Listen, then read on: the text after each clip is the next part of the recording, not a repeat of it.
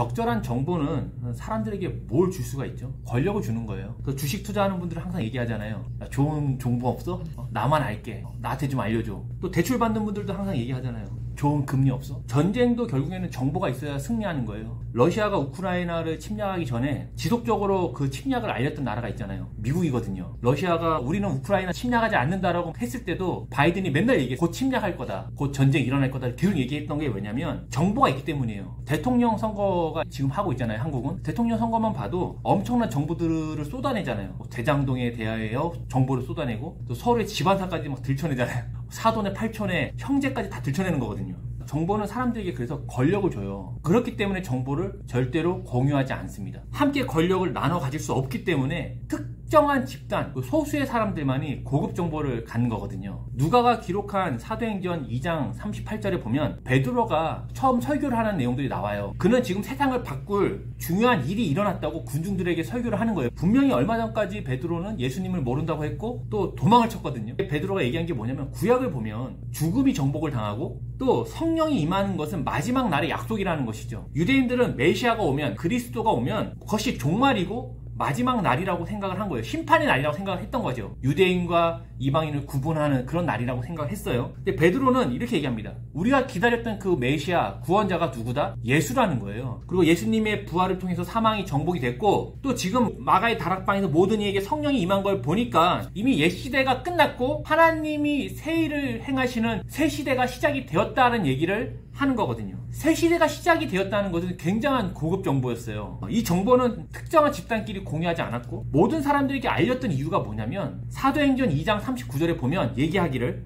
이 약속은, 이 정보는 너희와 너희 자녀와 먼데 사람들을 위한 것이라고 베드로가 얘기하거든요. 그러니까 예수님이 메시아라는 운동은 막 시작됐음에도 불구하고 빠른 속도로 사람들에게 알려졌어요. 이렇게 빠른 속도로 알려질 수 있었던 이유가 뭘까요? 이슬람은요, 알라를 믿으라고 전쟁을 했어요. 전쟁을 통해서 교세를 확장을 시킨 거죠. 근데 오히려 초기에 예수를 메시아로 믿는 사람들은 예수를 믿는 것 때문에 피해를 받거든요.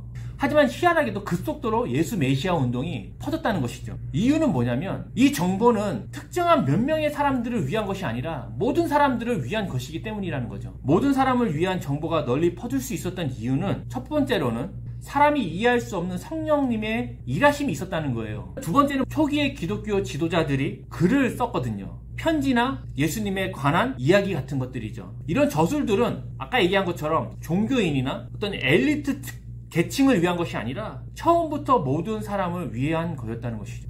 그리스도에 대한 정보는 유대인만을 위한 것도 아니고 또 제자들만을 위한 것이 아닌 모든 사람을 위한 좋은 정보, 좋은 뉴스, 복음이었다는 것이에요. 왜 예수님이 시작하신 새 시대의 시작과 옛 시대의 종말이 고급 정보인가요? 사실 현대 사람들은요 관심 없어요. 현대 사람들이 교회 가는 이유는 친목과 인맥을 위한 장소로서의 역할을 하는 거예요. 한인들의 커뮤니티를 위해서 또 새로 이주한 사람들이 정착하기 위해서 도움을 받기 위해서 교회에 오는 것이지 뭐 새 시대가 시작되었건 옛 시대가 끝났건 그거는 사실 현 시대의 사람들에게 유익하지 않거든요. 죽어서 천국 가는 것으로 사람들의 관심을 끄는 것은 사실 어려운 시대가 됐다는 겁니다.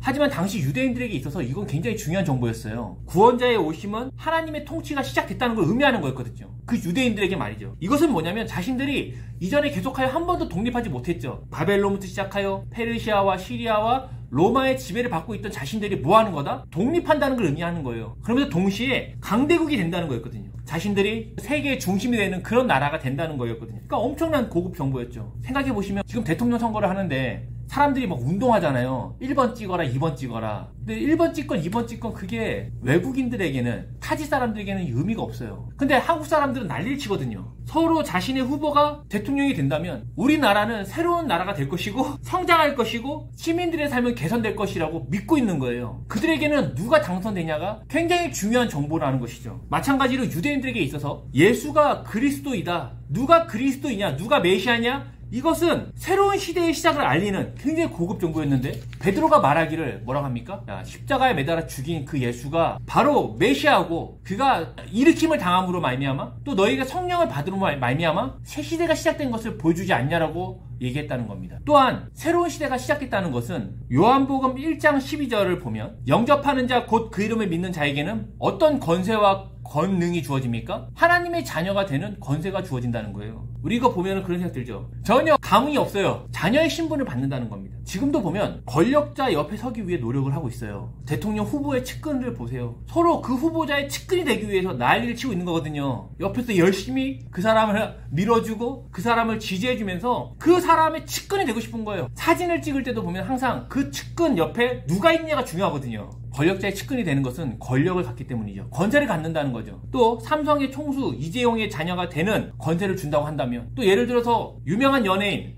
BTS의 측근이 되는 권세를 준다 그러면 그 정보를 달라고 난리를 칠 겁니다. 왜 유명 연예인을 만나기 위해서 보면 방송국 앞이나 소속사 앞에 사람들이 카메라 입담하는 거 들고 기다리고 있거든요. 정말 수백 명의 사람들이. 그게 뭐라고? 하지만 그들에겐 그건 뭐냐면 권세이기 때문이에요. 하나님의 자녀가 되는 권세는 실로 엄청난 것이죠. 근데 우리는 하나님의 자녀가 되는 권세라 그러면 약간 종교적으로 생각하고 기업 총수나 권력자나 또 연예인의 측근이 되는 것을 현실이라 생각하지만, 사실 하나님의 자녀가 되는 권세는 현실적인 것입니다. 요한복음 17장 2절에 보면 얘기합니다. 아버지께서 아들에게 주신 모든 사람에게 영생을 주게 하시려고 만민을 다스리는 권세를 아들에게 주셨다고 얘기해요. 예수님이 하나님의 아들로서 만민을 다스릴 권세를 받았다면 우리는 지금 예수님의 형제되는 사람으로서 이 권세를 받는 건 당연합니다. 하나님이 통치하는 나라가 시작이 됐고요. 예수를 믿음으로 하나님의 자녀가 된다는 정보는 굉장한 고급 정보이고 특정한 계층만을 위한 것이 아니라 모든 사람을 위한 것이라는 거예요. 지금도 이 정보는요, 생명력이 있고 유효합니다. 일제의 지배를 받던 한반도에서 많은 독립운동가들이요, 일제 통치를 받아들이고 친일이 되었거든요. 왜냐하면 너무 오랜 시간 독립이 되지 않는 거예요. 그리고 일본은 계속하여 팽창했거든요. 일본 시민이 되기 위해서 천황을 예배하고 또 일본의 문화와 또 교육을 배우고 찬양을 했거든요. 그들이 독립운동가였지만 그렇게 했다는 거예요. 왜?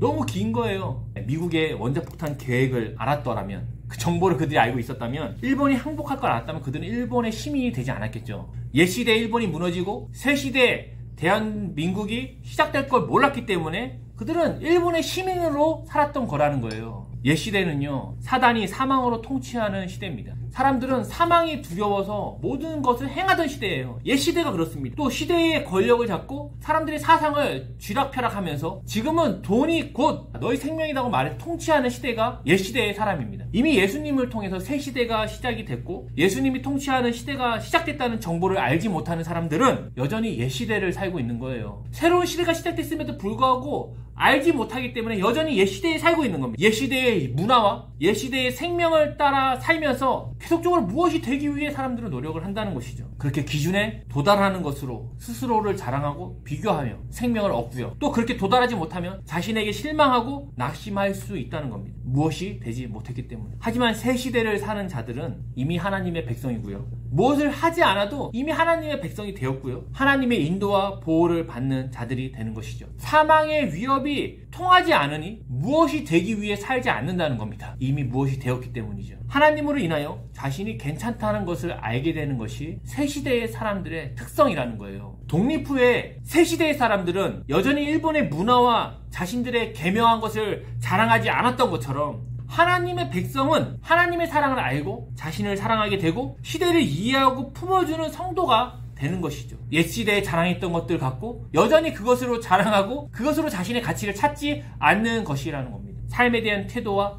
사건을 바라보는 해석과 관계의 평안들은 자연스러운 결과라는 것이죠. 억지로 만들어내는 것이 아니라. 이 정보는 모든 사람을 위한 좋은 정보요, 소식이요, 복음이기 때문에 누가가 이를 위해서 관련된 인물들과 대화를 나누고 또 이전에 쓰였던 많은 저작들을 다 수집하여 읽음으로써 예수님에 관한 일들을 기록하고 있다는 겁니다. 왜? 이것은 모두를 위한 정보이기 때문이죠. 누가는 이 내용이 뭐다? 믿을만 하다고 얘기를 해요. 그 당시에는 예수에 대한 많은 이야기와 글들이 있었어요. 한 사람, 두 사람이 이야기가 전달되다 보면 어떤 일이 발생하냐면 과장이 되고 또 추가가 되거든요. 철수 엄마가 소고기를 먹었다라고 하면 그것이 한 50다리 정도 건너가면은 내가 아는 사람의 친구의 엄마와 사촌의 팔촌이 사실은 소였다까지도 얘기가 가는 거거든요. 이야기는 와전되는 거니까요. 이전에 보면 누가는 목격자들과 말씀의 일꾼들을 만나서 내용을 검증했다고 얘기를 하고 있어요. 이게 고대사회잖아요. 책이나 신문이나 텔레비 같은 게 없어요.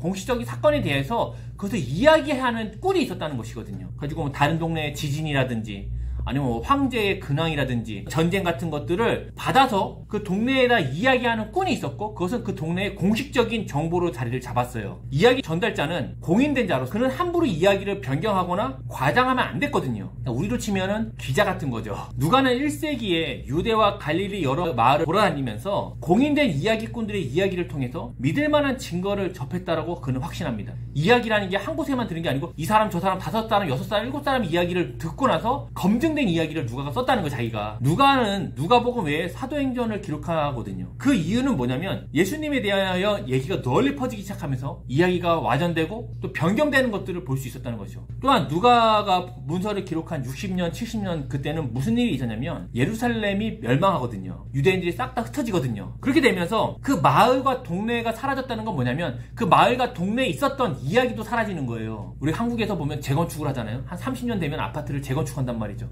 그러니까 재건축을 한다는 건 뭐냐면 그 동네에 있었던 이야기와 추억과 삶의 흔적들이 다 사라지는 거예요. 마을 사람들이 흩어지면서 예수님의 활동을 목격한 공동체가 흩어지면서 내용이 뒤죽박죽이 되면서 흩어지는 겁니다. 누가는 역사가로서 어떤 역사적 사실이 세상의 진행 방향을 바꿨다라는 것을 믿었기 때문에 그 일을 가급적이면 분명하고 정확하게 기록하는 것을 중요하게 여겼던 겁니다. 1절과 4절에 자신의 기록이 믿을만하다고 얘기를 하고 있는 거예요. 또한 모든 사람들 중에서 그 중에서 데오빌로라는 인물을 위해서 이 복음서를 기록하고 있거든요. 4절에 보면 그는 예수님에 대하여 공식적으로 가르침을 받은 경험이 있고 더 배우고자 하는 사람이라는 걸 알 수 있어요. 근데 데오빌로는 사람의 이름이라는 것도 있고 아니다 어떤 공동체라고도 얘기하는 사람도 있어요. 왜냐하면 데오빌로라는 것이 하나님을 사랑한다는 뜻이거든요. 그래서 어떤 권력자 또는 어떤 특정한 하나님을 사랑하는 공동체라고도 얘기할 수 있다는 거죠. 예루살렘 멸망 후에 사람들이 다 떠났잖아요. 중요한 것은 누가가 그를 기록한 명분이 어떤 개인의 명예나